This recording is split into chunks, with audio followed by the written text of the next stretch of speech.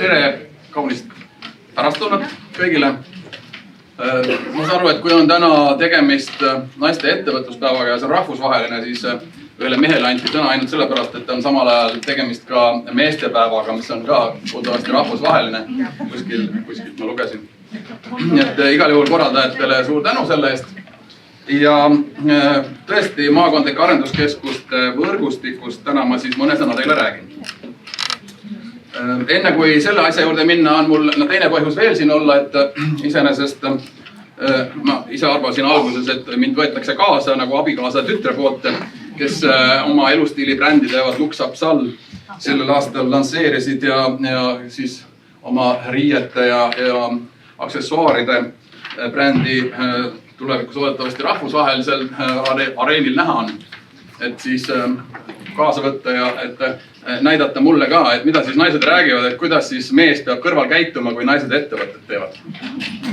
Ja tegelikult see, millega me tegeleme, millest ma kohe lähemalt räägin, tegelikult see ongi üks suur info saamine, teadmiste juurde saamine ja õppimine. Ja siis enne kui me selle juurde läheme, siis veel isiklikus plaanis on see minul olnud ka õppimine juures, et kui naine küsib su käest, et kuule, mis sa sellest arvad, siis ta tegelikult vastust ei oota. Et mehena sa ju lähed ja hakkad kohe lahendama probleemi nagu ikka. See on nagu kuskil sul, meil on siin spetsialist, kes ütleb, millises aju siin osas see tekib, et kas siis ründad, tardud või põgened, eks ole, siis mehena sa siis ründad, näidate sulle mammutit ja jookse sinna poole.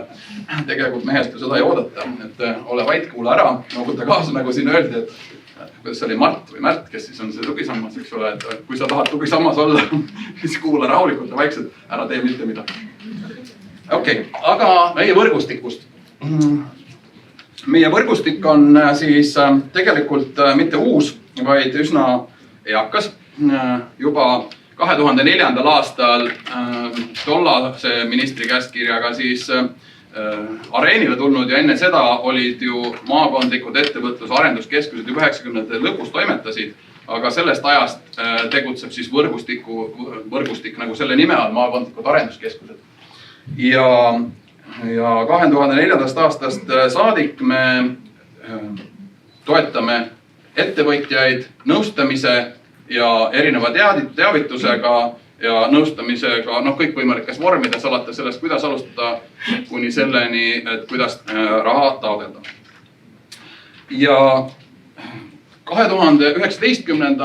aasta algusest, kui nüüd kiire hüppe teha ajaloos, siis oleme me nii-öelda iseseisvad. See MTÜ tehti mõne aasta eest, ütleme niimoodi 1,5–2 aastat tagasi, aga selle aasta algusest oleme siis nii-öelda EAS-i kaitsva tiiva alt väljas otselepinguga Majandus-kommunikatsiooniministeeriumis ja see, et me varem EAS-i egiidi all tegutsesime, seetõttu võib-olla aetaksegi meid segamini EAS-i maakondlike kontoritega, et meie maakondlikud esindused on kõik iseseisvad sihtasutused ja see, mida mina esindan, on siis ühiselt moodustatud katusorganisatsioon. Iseenesest on mul taust ka Läänemaal tegutsedes ühe siis sellise sihtasutuse juhina viimased peaaegu 10 aastat olles toimetanud ja vahepeal siis ettevõtluses tegutsenud. Olen siis nüüd möödunud aasta lõpust võrgustiku eesotsas. Meil on tiimis 5 inimest siis selles katusorganisatsioonis ja meie ülesanne on siis toetada neid maakondlikke arenduskeskusi. Ja nagu siin eelmise slaidi peal näha oli, seal oli nurga peal ka kohustuslik regionaalfondi logo, kelle raha eest me seda teeme. Siis lisaks Majandus-kommunikatsiooniministeeriumile kasutame me oma tegevuste elluviimisel ka Rahandusministeeriumi toetust juba erinevates projektides. Aga nagu siin on siis kirjas 35 000 rahulolevat klienti, see on viimase 5 rohkem kui, eks ole, pluss tähendab rohkem kui viimase 5 aasta jooksul. Lisaks ettevõtetele me nõustame ka siis vabaühendusi, mis on siis mittetulundusühendused, uus nimi mittetulundusühendustel on vabaühendused ja nemad on siis ka meie kliendid ja seda me teeme siis Siseministeeriumi ja Kodanikuühiskonna Sihtkapitali tellimusel. Võrgustikus on 167 töötajat ja sellest 124 naist, nii et kui te satute ükskõik millisesse meie esindusse, mis on, kusjuures on erinevate nimedega, ei ole kõik, et on arenduskeskus, mõni on ärinõuande näiteks Tartus või on ettevõtlusarenduskeskus, siis ärge laske ennast sellest heitutada, astuge julgelt sisse, kõik need nõustamisteenused on tasuta. Ja nagu öeldud, et 124 naist siis, et saab rääkida südamest südamesse, naised. Nii et viimase 5 aasta jooksul rahulolevaid kliente on meil palju, me hindame ennast ise 8 või 10 palli süsteemis ja reeglina on selline 9 palli rohkem, miinimumtase, mida me lubame endale on 8 sellest 10 palli süsteemis, ehk siis klientide tagasiside rahulolu on kõrgem. Lisaks sellele, et me nõustame, on maakondlik arenduskeskuse võrgustikus praegu ka turismiteenuste pakkumine, ehk siis turismi infopunktide võrgustikud on või ütleme turismi infopunktid, turismi infotöötajad on paljudes maakondlikes arenduskeskused koosseisus ja seetõttu on tulnud meie töölauale ka viimase aja suurem teema EAS-i turismiarenduse keskusest ehk siis sihtasutuse sihtkoha juhtimine, destination management ja me räägime sellest, et kuidas siis Eestis turismi sihtkoha juhtimine võiks paremini toimuda. Ja veel tegeleme me noorte ettevõtlikkuse edendamisega. Igas maakonnas on noorte ettevõtlikkuse koordinaator. Me toetame noorte ettevõtlikkust üle Eesti koolide kaudu ja neid koole on üle 140 pluss veel lasteasutused. See number kasvab. Mõnes maakonnas on üle poolte koolidest ja õpilastest juba kaasatud, näiteks Järvamaal sellesse tegevusse. Ja selle eesmärk on, et noored juba kooli ajal saaksid ettevõtliku hoiaku. Ja see ettevõtlik hoiak ei tähenda ju mitte ainult oma õpilasfirma tegemist, vaid ettevõtlik hoiak on laiem ju kuni siis aktiivseks kodanikuks olemisel.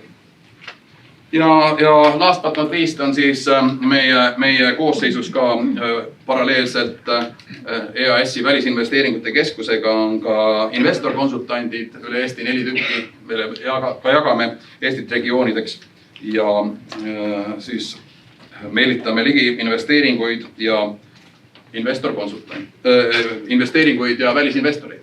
Aga selleks, et rääkida nüüd sellest, et kui palju siis alustavate ja tegutsevate ettevõtte toetusi ja mis me sinna pakume, ma palun teie poolt nüüd tagasisidet, et kui palju teie seast saalis on inimesi, kes on väljaspool Tallinna. Andke käega märku. Okei, väga hea. Täiesti on. Kui palju on teie seas neid, kelle ettevõtte alustamisest on möödas kuni 2 või 3 aastat? Kui palju neid on?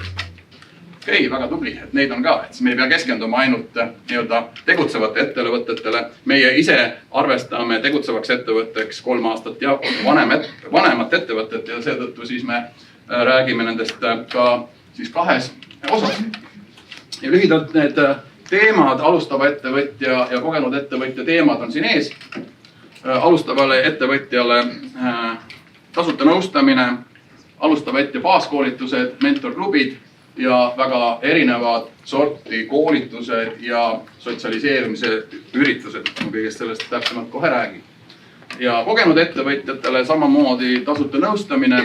Meil on üle Eesti 9 konsultanti spetsiaalselt just kogenud ettevõtete jaoks, kes on ise ettevõtluse taustaga, ettevõtteid asutanud, seal ise ettevõtjana tegutsenud ja kes siis nõustavad selle sihtgrupi, annavad nõu sellele sihtgrupile.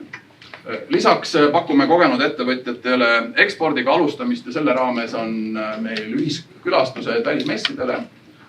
tootmisettevõtetele pakume digitaliseerimise teenust, see on väga paljude ettevõtete puhul täna oluline teema, lisaks digitaliseerimisele ka tegelikult, kus me pakume digiauditit, on teine valdkond ka personaliaudit, aga sellest ka siis kohe läheme. Ja kogenud ettevõtjatele samamoodi mentorklubides osalemist, aga seal juba siis mentoritena, mitte mentiidena. Ja üritusi, koolitusi, ettevõtlusnädala ja muude kaudu. Ja kui me näiteks võtame selle ettevõtlusnädala, mis on meil igal aastal oktoobri esimesel nädalal, siis sellel aastal näiteks üle 300 sündmuse üle Eesti, vene ja inglise keeles, igas maakonnas sündmused, üle 17 500 osaleja ja enamasti kõrge rahuloluga. Nii et kui te mõtlete selle peale, kuidas oma järgmise aasta kalendrit kavandada, siis võite oktoobri esimese nädalasse mõned augud tekitada, et saaksite osa siis sellest, mida me ettevõtlusnädala jooksul pakume. Millised siis täpsemalt alustavale ettevõtjale teenused meil on?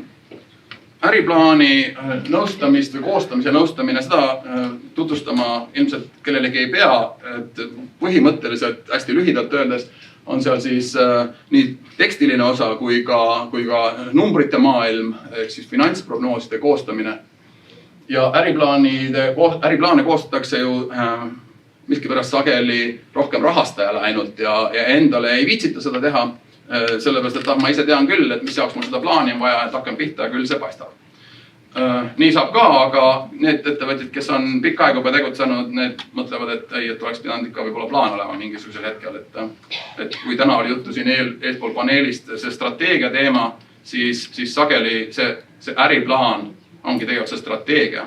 Et kui sa oled üksi tegutseja, siis sa lepid endaga selle kokku, kui sa kahekesi tegutsed, siis kui sa oled selle kirja pannud endale, kuni selleni, et joonistanud valmis, kõik need pildid sinna juurde, ole loov, siis see pilt räägib rohkem kui 100 sõna. Kui sõnadest saate erinevat aru, siis tehke üks pilt, millest te ühtemoodi aru saate, kuhu te siis tegelikult jõuda tahate. Ja see on abivahend teil tegelikult teie enda mõtete selgitamiseks ja see konsultant siis, mis igas maakonnas, meil on konsultante on palju, leiate endale sobiva, saate valida, mida siis konsultant aitab teha. Lisaks sellele, et siin oli juttu, et äriplaane tehakse toetuse saamiseks, jah, tõesti nii on, et ükskõik siis, kas see toetuse pakkuja on siis riik, näiteks starditoetuse kaudu, mis on siis 15 000 eurot ja kuhu tuleb ka äriplaan esitada, siis selle tegemist loomulikult ka nõustatakse nii teksti kui numbri osas.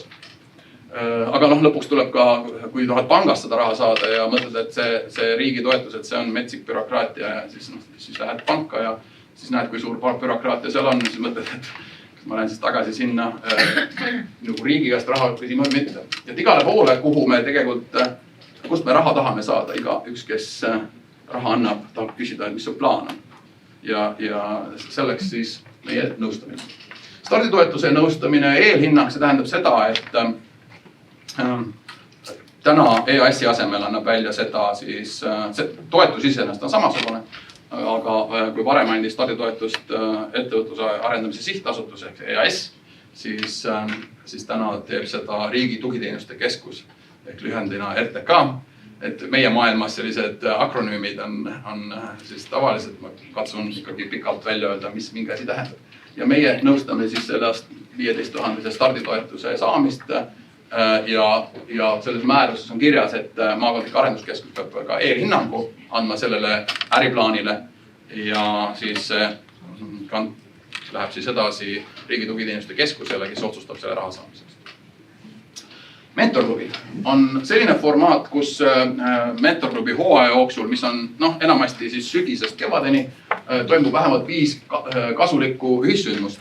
Kasulikku ühissündmust tähendab seda, et see on ka siis koolituse, õppereisi või muu sellise kokkulepitud formaadi raames toimub kooskäimine, kus siis on alustavad ettevõtjad, enamasti on see nii, et kui on klubi sündmus, siis on umbes selline 3-tunnine koolitus, lühikoolitus mingisugusel olulisel teemal, on see siis turundus või on tootearendus või kuni siis toote pildistamisena võib-olla välja, mis iganes teemal, raamatupidamised ja muud.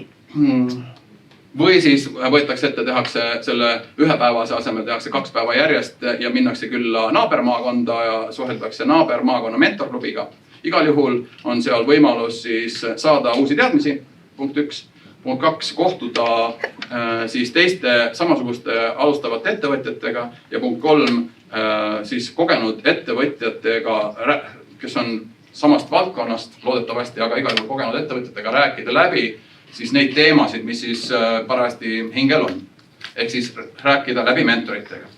Ja need teie seast, kes on siis juba kogenud ettevõtjad ja tunnevad, et tahaksid saada ka osa siis mentorklubidest, siis nende jaoks kuskil järgmisel slaidil me ütleme, et tulge ka, osalege ja samamoodi on teie jaoks see tasuta, kui te mentoritena tegutsete ja nende noorte ettevõtte nõustamisse panustate. Siis kõik need koolitused ja lisaks me korraldame mentoritele veel ka üle Eesti võtame mentorid kokku ja korraldame nendele ühe lisakoolitust. Ja laiem suhtlusvõrgustik tekib siis paratamatult, kui sa inimestega suhtled. Loomulikult see soosib, niimoodi lähedam läbikäimine soosib ja mõnikord öeldakse, et ma ei tea, mis ma mõtlen, kui ma pole kuulnud, mis ma ütlen. See on nende audiaalide kohta, kes peamiselt oma rääkimise kaudu ennast väljendavad. Aga kui sa siis oled selle välja öelnud, mentor küsib, et mida sa tahad saavutada ja siis sa oled selle välja öelnud, mida sa saavutada tahad, siis see on juba esimene samm sellise plaani koostamise peale. Isegi kui sa ei ole varem äriplaani teinud, sa oled ka ikkagi teretulnud mentorklubisse osana. Ja lisaks sellele on seal veel näha, on erinevaid üritusi, koolitusi, üle-eestilisest ettevõtlusnädalast oli juttu, koolitusprogrammid maakondades. Maakondades, kus juures on erinevad koolitusprogrammid, on neid, mida siis me teeme koordineeritult ja üle-eestiliselt ühiselt ja on selliseid, mida iga maakond teeb oma maakondliku programmi alusel. Ja praegu ongi see aeg, kus iga maakondlik arenduskeskus on esitanud just Riigi Tugiteenuste Keskusele oma järgmise 3 aasta programmi. Päris mitmes maakonnas, ma tean, on seal sees ka näiteks aktiivsemad siis ettevõtlikele naistele suunatud tegevused. Kui sellest rääkida, siis näiteks Pärnumaal on see varem olnud, Jõgevamaal on see nii olnud ja Jõgevamaa esitab ka järgmisse samasuguse taotluse. Samamoodi on see toimunud Tartumaa eestvedamisel kogu Lõuna-Eestis. Raplamaal tehakse naiste poolt head koostööd ettevõtluskeskusega, nii et see on nüüd nende alustavate ettevõttest veel kaugemale minna, saada kokku ainult naised omavahel. Ma ei tea, kas seal on spetsiifika, ma ise arvan, et nagu see ennemgi välja öeldi, ettevõtlus on ettevõtlus, aga kui jõuab sinna kohta see vestlus, et kui palju mind keegi toetab ja kas ma olen tegelikult, kas mul on see energiat ja jõudu ja see on see laiem naiseks olemise vägi ja valu, siis sealt naiste kokkusaamist, et seda ilmselt saab. Ja alustava ettevõtja baaskoolist. Need inimesed, kes ei ole kokku puutunud varem ettevõtlusega, siis on teretulnud alustava ettevõtja baaskoolitusele, kus kõik need tähtsamad teemad 7 päeva ja 4 mooduli sees läbi räägitakse. See 56 akadeemilist tundi on siin tähtis sellepärast, et need, kes on tulnud äsja oma eelmiselt töökohalt ja ei ole veel ettevõtet teinud, siis nendel on võimalus taotleda toetust ka Töötukassalt, natuke alla 5000. Ja siis see tunnistuse abil on see nende siis võimalikuks teha, et näed, et nüüd mul on tunnistus ka, et ma olen ettevõtluses juba mingi teadmine mul on olemas. Ja üle Eesti siis 29 koolitust me aastas +/- teeme eesti ja vene keeles. Ka need, kes on venekeelsed, on teretulnud siis Harjumaale ja Ida-Virumaale ja pakume ka vene keeles seda. Inglise keeles seni veel mitte. Kogenud ettevõtetele siis see nii-öelda toodete teenuste valik on natuke lühem. Ühest küljest on see seetõttu, et see on ajalooline põhjus, kuna me oleme esimest aastat nagu nii-öelda EAS-i tiivalt väljas ja EAS soovis tegutsevaid ettevõtjaid näha oma nii-öelda portfellis rohkem. Aga nüüd, kui nad on otsustanud ära, et nende fookuses on 700-800 ettevõtet üle Eesti, siis tegelikult maakondlikele arenduskeskustele jääb siis see kõik ülejäänu jutumärkides, sest et kes siis nendega tegeleb? Meie eesmärk ongi ju maakondades ettevõtluse ja ettevõtlikkuse toetamine. Nii et kui siia täpsemaks minna, siis nõustamine välisturgudele sisenemisel. Esimene asi, nagu ennem sai öeldud juba, siin on, seda ei saanud enne öeldud, see on messide külastamine veel lisaks ekspordi alustamisel, lisaks digi- ja personaliauditi läbiviimine ja hilisem nõustamine ja toetuste kaasamine. No, toetuste kaasamine, see on ju erinevatest kohtadest on võimalik saada. Paljud need, kes tõstsid käe ja märkisid, et nad on kuskilt väljaspoolt Tallinna või väljaspool lausa maakonna linnu, siis nende jaoks tähendab see, et nende jaoks kehtivad ka liiderprogrammi võimalused, ehk siis maapiirkondadele mõeldud toetused, mida jagab PRIA. Need, kes ei ole varem vaadanud neid kodulehti, siis kindlasti vaadake, tutvuge oma liidergrupi toetustega, saage seda teada, seda infot siis kas maakondlikust arenduskeskusest või Sulfaki veebist ja vaadake ka PRIA meetmeid, sellepärast et seal siis maapiirkonnas on, mulle tundub täna konkurentsitult nagu suuremad rahad, kui te mõtlete investeeringute, ruumide korda tegemise, läbipääsuteede ja kõige, erinevate võimaluste jaoks. Nii et toetuste kaasamise jaoks on võimalik ka abi meie käest saada.